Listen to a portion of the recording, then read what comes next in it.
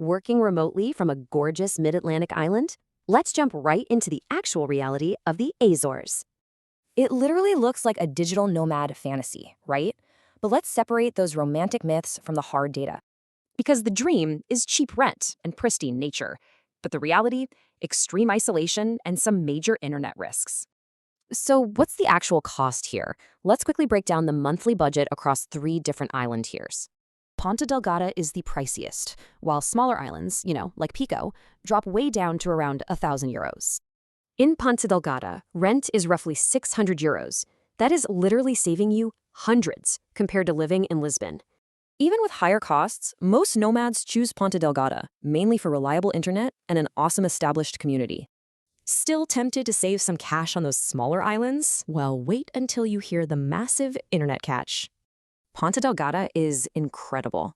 It boasts 99.5% fiber coverage, hitting crazy speeds up to 1 gigabit. But compare that to Pico, you're relying on spotty 4G that entirely drops out during intense Atlantic storms. Take Marcus's brutal reality check here. Saving a few hundred on rent just isn't worth dropping lucrative client calls. On the flip side, Sarah totally thrived in Ponta Delgada, easily matching US East Coast hours using reliable fiber. Okay, ready to pack your bags? Portugal actually welcomes remote workers using the super straightforward D8 Digital Nomad visa. To qualify for this, your absolute minimum monthly net income needs to be exactly €3,680.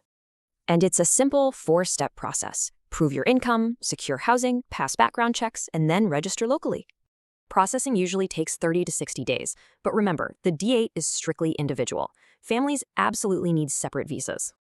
Also, keep in mind, this residency is exclusively for remote work. Taking any local Portuguese job is strictly prohibited. Before you commit, factor in hidden costs. Mainland flights really add up, and winter isolation can genuinely feel extreme.